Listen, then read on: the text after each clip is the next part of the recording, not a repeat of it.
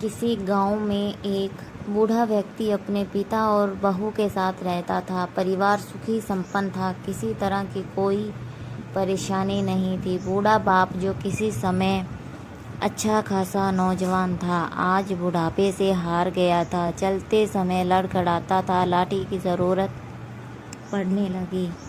चेहरा झुर्रियों से भर चुका था, बस अपना जीवन किसी तरह व्यतीत ही कर रहा था। घर में एक चीज़ अच्छी थी कि शाम को खाना खाते समय पूरा परिवार एक साथ टेबल पर बैठकर खाना खाता है। एक दिन ऐसे ही शाम को जब सारे लोग खाना खाने बैठे, बेटा ऑफिस से आया था, भूख ज़्यादा लगी हुई थी, खाने बैठ गया।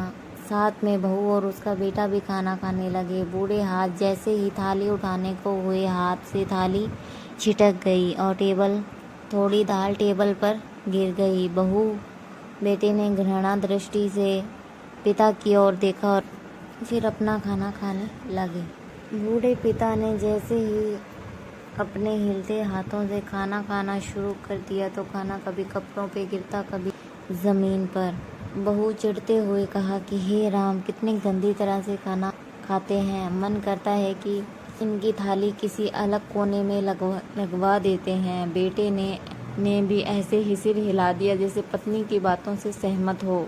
उनका बेटा यह मासूमियत से देख रहा था। अगले दिन पिता की थाली उस टेबल से हटाकर एक कोने में लगवा दी गई।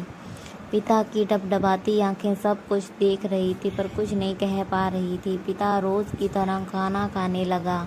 खाना कभी इधर गिरता, कभी उधर। छोटा बच्चा अपना खाना छोड़कर लगातार पिताजी की ओर देख रहा था। माँ ने पूछा, क्या हुआ बेटा, तुम दादाजी की तरह क्या देख रहे हो और खाना क्यों नहीं खा रहे? बच्चा बड़ी मासूमियत से बोला, माँ, मैं सीख रहा हूँ कि वृद्धों के साथ कैसा व्यवहार करना चाहिए।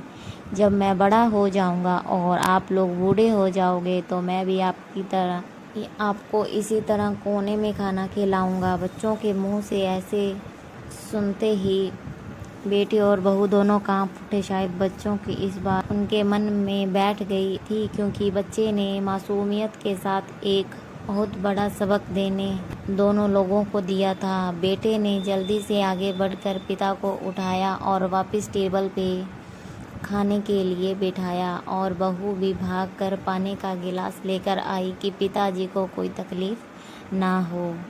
हमें इस कहानी से यह शिक्षा मिलती है कि माँ बाप इस दुनिया की सबसे बड़ी पूंजी है, और आप समाज में कितनी भी इज्जत कमा लो या कितना भी धन इकट्ठा कर लो, लेकिन माँ बाप से बड़ा धन इस दुनिया में कोई नहीं हो सकता।